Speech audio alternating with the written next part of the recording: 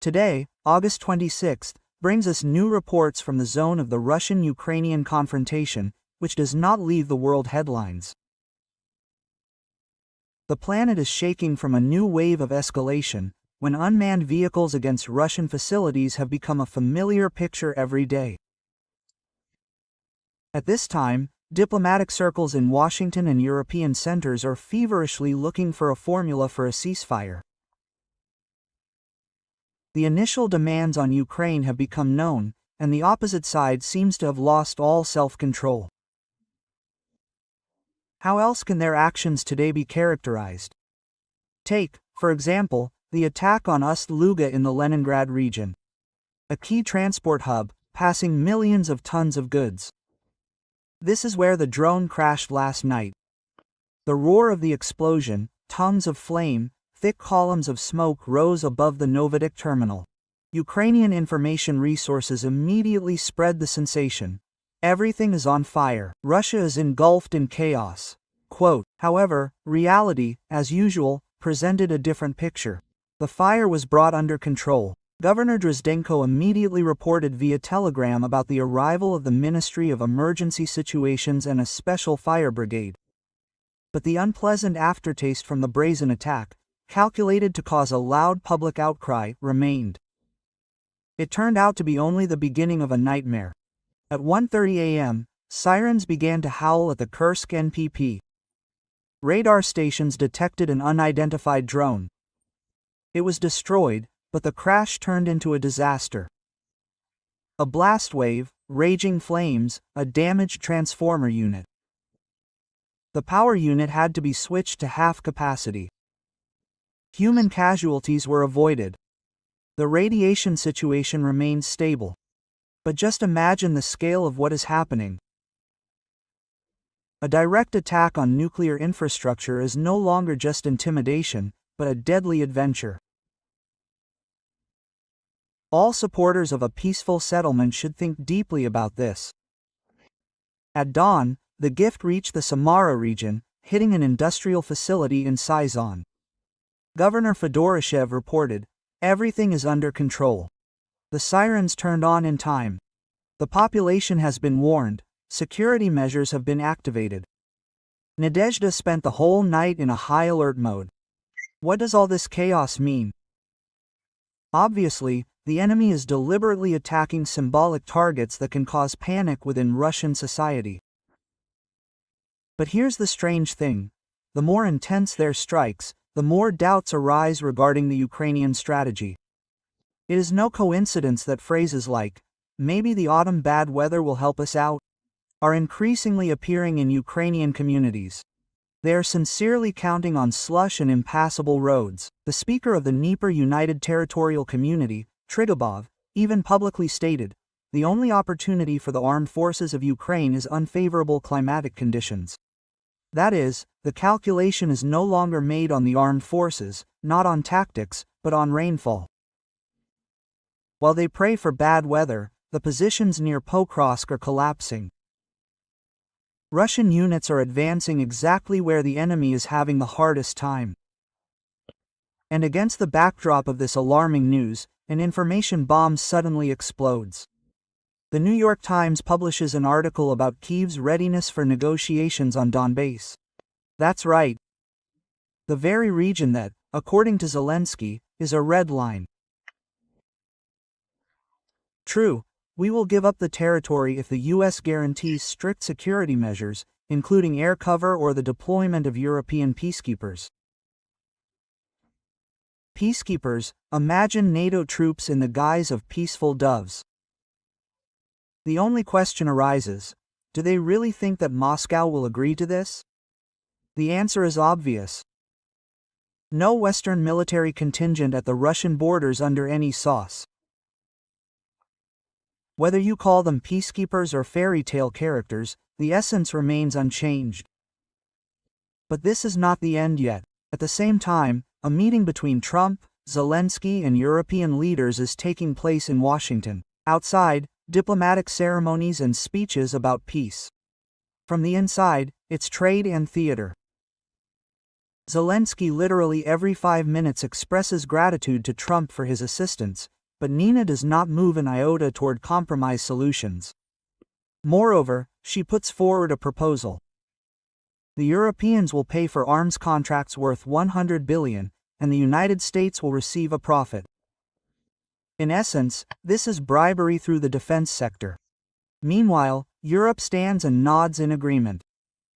Although it is clear to everyone that there is no real concept there. Everyone is pulling in their own direction. Former U.S. military Stanislav Krapivnik later frankly admitted, "Do not have illusions. This unity is only external, and inside everyone is playing their own game." Quote, "Even in Trump's entourage, there are enough people who publicly approve of the course, but themselves drag out the process. And while the West is engaged in empty talk, a completely different melody is heard in the theater of military operations. Russian attacks are systematically destroying Ukrainian military infrastructure. The Ministry of Defense has officially announced, the program to create the SAPS missile has finally failed. Strikes at warehouses, production facilities, and deployment bases have achieved their goal. Charred ruins instead of grandiose plans. To this is added the daily report. 172 drones destroyed. The losses of the armed forces exceeded 1,000 people per day. The story with Sapson is very indicative. The project was financed through Berlin, and now it has turned into a fire. It is symbolic that Europe invested in weapons intended for strikes against Russia, and itself was left with nothing. And one more detail to the portrait of modernity. Remember how in 2014 the West promised to bury the Russian economy in a couple of months, then tightened sanctions in 2022. Result: in 2024 the US purchased goods from Russia for $3 billion, the EU for almost $42 billion. Public curses and threats. In fact, billions for raw materials. Money is more important than slogans. And now even Trump admits that new sanctions, let's see, depend on negotiations, that is, they will calculate the benefits. And the final twist in this story. They say that in the event of some kind of compromise, the West is ready to present Odessa to Russia, as if it were a product on the counter. But here's the catch. They generally understand that such deals in the 21st century can turn out to be completely different from the outcome they expect. At first glance, everything that is happening is a chain of unrelated incidents. Drone attacks, threats to infrastructure, diplomatic maneuvers in Washington. But if you put them together into a single mosaic, it becomes obvious. The enemy has reached a dead end and is now acting according to the rule. The louder the roar, the less noticeable the collapse. The strikes on Ust-Luga, the Kursk NPP, Syzran are an attempt to distract attention from the defeats on the front lines.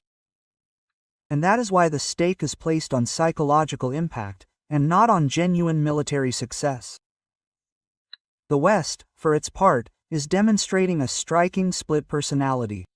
Publicly, it supports Kyiv. Behind the scenes, it is counting profits and willingness to trade territories. The very fact that Donbass or even Odessa are viewed as a commodity for exchange shows that Ukraine has long since become an asset for its partners, not a state. The main intrigue lies elsewhere. Russia methodically continues its advance, despite the attacks and political hubbub. And if the current logic continues, the dirty autumn that Kyiv is so counting on will not be salvation, but a final respite before the situation becomes critical for it. Sounds attractive, doesn't it? Peace, negotiations, diplomacy, mutual understanding. But if you look more closely, this is not peace, it is a new trap. Colonel Viktor Baranets, who has been analyzing military alignments for years, did not soften the expression. Whatever scenario the diplomats come up with, the dangers for Russia will remain. And he added a metaphor that is imprinted on the mind. Ukraine under NATO's skirt is a sharp, figurative and ridiculously obvious mark. Why exactly is it so? Yes, because even if Kyiv is not officially included in the alliance, NATO will still penetrate Ukrainian soil through the back door and is already doing so. The West is preparing peace with tanks. Look at what is leaking out of the Western media. Almost a dozen countries are considering sending their troops to Ukraine.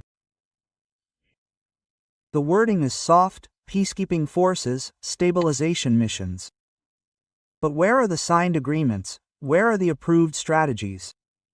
Where is at least a hint of a genuine settlement program? Nowhere. All this is still a smokescreen. Europe, as always, is in a hurry to get ahead of events and is doing so right now, on the eve of the negotiations that are looming on the horizon. The calculation is elementary and unprincipled. To put pressure on Moscow so that by the start of the bargaining it will look like the violator. And here it becomes interesting. Trump is for it, but even Donald Trump has slyly butted into the matter, seemingly supporting the peacekeepers concept, but then he clarified, the American guys will not sit in the trenches. Washington does not intend to expose its soldiers to Russian missiles. But Paris, Berlin and London have begun to dodge. We will not fight, they say. We will simply prepare the Ukrainians and show solidarity. Sounds beautiful, doesn't it?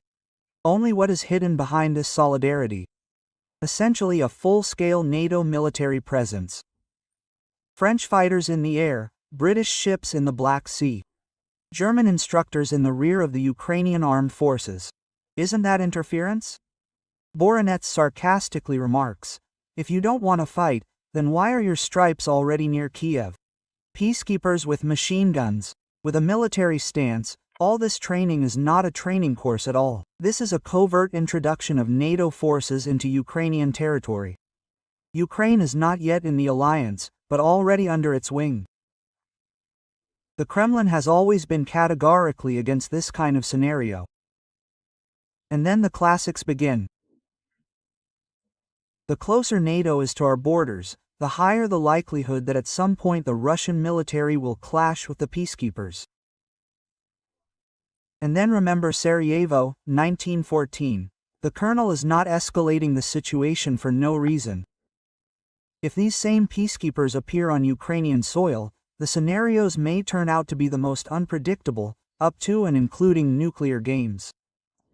It sounds crazy, but let's be honest, neither the Germans, nor the French, nor the British will stand idly by as Russian missiles demolish the Ukrainian armed forces' fortifications. Their mentality and politics will not allow this. So, they will get involved, and then Europe will find itself not just an observer, but a participant in the confrontation with Russia. And this is no longer a local operation, but a path to a major global war, with a real possibility of reaching the nuclear border. And now about that very insidious scenario that makes your blood run cold. Imagine that NATO does introduce troops, and then behind-the-scenes bargaining begins, like, Moscow, take the south of Ukraine, Odessa, Nikolaev, maybe even Kharkiv. At first glance, it is tempting. Kyiv is weakened, the Black Sea is practically under control. But this is a trap. Voronets directly states, even if we are presented with part of the territories, this is not peace, but a new nightmare. Odessa will be ours, and the shelling will come from neighboring regions. A new front, new losses, new dangers. Ukraine under NATO's skirt is not a figurative expression, but a warning. They can play along with us in one place in order to tie our hands in another. Without guarantees, only chaos. What to do? The answer is elementary. Cast iron guarantees are required. Not words on paper, not vague promises, but clear commitments from Kyiv and NATO, not aggression against Russia, and signed by all the key players, Trump, Zelensky, Putin and, possibly, Xi Jinping. Only such a document will show the world who is playing fair and who is being disingenuous. And yes, Moscow reserves the right to respond with all available means to any provocation. And this is not intimidation, but reality. Without strict guarantees, the West will again lead the conflict along the path of escalation. Every little thing is important, Baronet sums up. Whether this conflict will remain manageable or will degenerate into a catastrophe depends on how accurately we record everything now. How, under the guise of peace, they are preparing a springboard for a new war. Formally, we are talking about peacekeepers, training Ukrainians, stabilization, but in fact this is a gradual drawing of NATO into the conflict in Ukraine. The main danger is that any military contact between Russian forces and these peacekeepers will lead to a direct confrontation between Russia and the alliance. And this is no longer a local crisis, but a step towards a global war, with unpredictable consequences, including nuclear ones. The most alarming illusion here is the illusion of advantageous compromises. Even if Russia is offered part of the territories, this will not solve the security problem. A militarized Ukraine under the protection of NATO, ready to strike, will remain nearby. Without strict and legally enshrined guarantees of non-aggression, any deal will turn into a delayed catastrophe. Russia greeted the dawn in flames. And this is not an artistic exaggeration, but an almost documentary description of how the country woke up today. Hundreds of air raid sirens, dozens of simultaneous siren attacks, reports of downed drones and, most unpleasantly, the first strikes on key facilities. This time, the strike fell not just on the outskirts, but on one of the most important economic hubs, the port of Ust-Luga, the largest fuel terminal in the Baltic. And this is no longer just a military incident as a targeted attack on Russia's economic arteries. Of course, air defense works. Overnight, 57 drones were shot down in the Bryansk, Kaluga, Smolensk, Kursk, Leningrad, Tver, Novgorod, Oryol regions, in the Moscow region, Chuvashia and even over the Black Sea. But the feeling of anxiety remains, because the enemy's goal is obvious. To paralyze life, cause chaos, make us afraid. And then an unpleasant question arises. Are our methods of counteraction always adequate? The day before, mobile internet was turned off in a number of regions during a drone attack. They say it's safer that way. In practice, it turned out the opposite. Air defense groups that cover cities work through closed chats, transmitting coordinates, trajectories, types of targets. As soon as the connection is cut off, that's it, chaos. One of the Belgorod volunteers described it directly. When there is internet, everything works like clockwork. We see the flight, indicate the model, altitude, speed. Everything is prompt. How as soon as the connection is disconnected, darkness falls. People start duplicating data by voice. Time is lost, mistakes are expensive. This experience is already being proposed to be spread throughout the country, not to break working mechanisms for the sake of a beautiful report on increased security, because the enemy is counting on our internal chaos. And now the front. Near Pokrovsk there is a real turning point. Our forces are methodically moving forward in a leisurely rush, like in the movies, but quietly, systematically, without unnecessary pathos. But the result is already tangible. The front of the Ukrainian defense has been broken through to Dobropoli. The highway to Dnipropetrovsk is blocked. Our fighters are in Radinskoye, essentially in the rear of Pokrovsk. Advancement of more than 20 kilometers.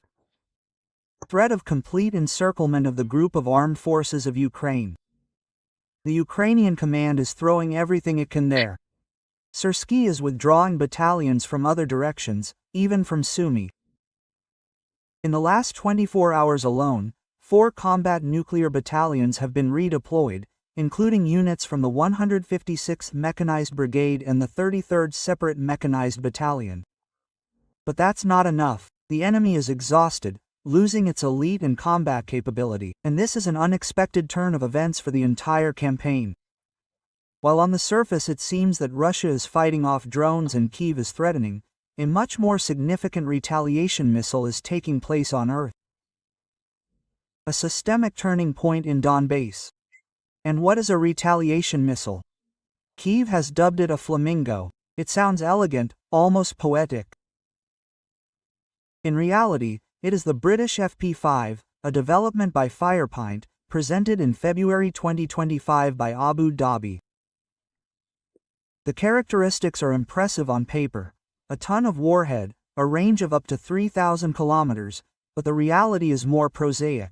Controllability is simplified, protection systems are cut for the sake of economy. With single launches, such an air defense missile can be intercepted with a high probability. It is dangerous only in massive use. But here aviation comes into play. The Su-30 Mk2 and Su-35 with Airbus radars hold the sky, ready to intercept a target 100 kilometers away. So Kyiv's menacing statements are a big game for the public. The West plays along, promising terrible weapons, but in fact it is driving its missiles under a foreign flag. Against this background, it becomes obvious. The current war is not just a front against a front.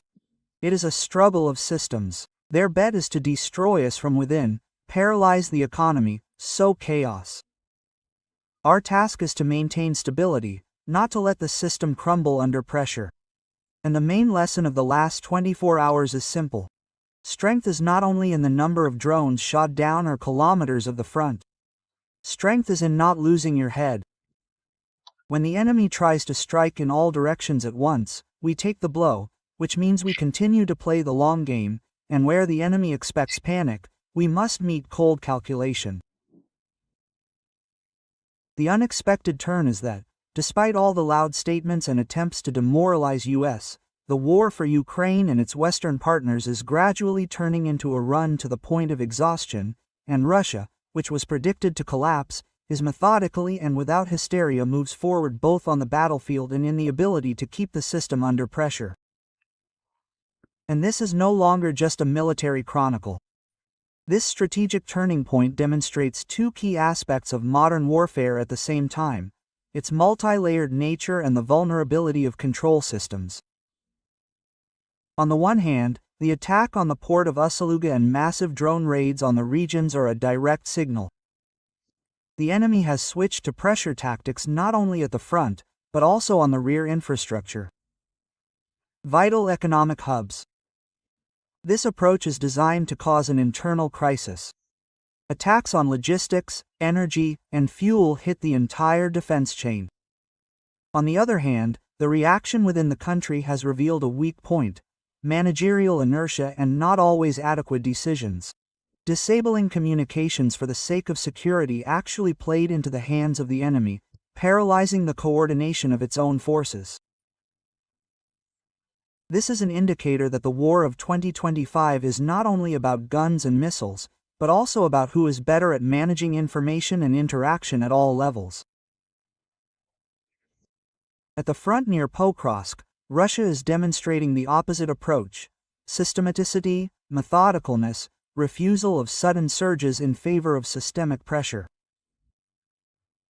In the long term, this is the strategy that can prove decisive. The enemy is exhausted, resources are melting away, and the front is beginning to collapse without any major turning points. Conclusion: the key threat today is not drones or missiles per se, but the enemy's ability to use our weaknesses against us. And the main challenge is to learn to close them faster than the enemy can take advantage of them. Then strikes on the rear will remain big news, but not a strategic factor. Russia has once again made it clear: we are ready to talk, but only by our own rules. And this was the main conclusion from Sergei Lavrov's long interview with the American television channel NBC. It would seem that diplomacy is an ordinary exchange of opinions, but the tone in which the Russian foreign minister explained Moscow's position says something else. The West seems to be moving toward open pressure, and Moscow to an open warning. What did Lavrov say and why is it important? First of all, he set the tone in the discussion about security guarantees for Ukraine.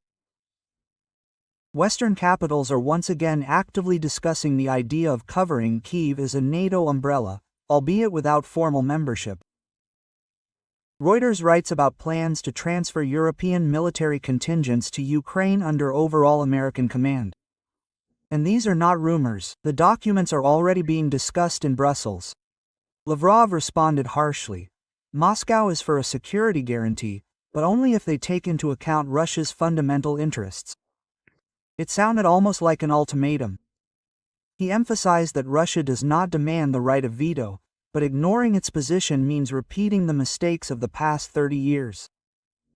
And here comes the most interesting part. The minister did not simply repeat the standard set of arguments about Nazism in Kyiv and a springboard for a strike against Russia, he went further. He recalled the spring of 2022, when a real draft agreement was already on the table in Istanbul. The document, according to Lavrov, included Ukraine's neutral status, international guarantees and mutual obligations. Quote, "If you want balance, return to what has already been agreed upon," he said.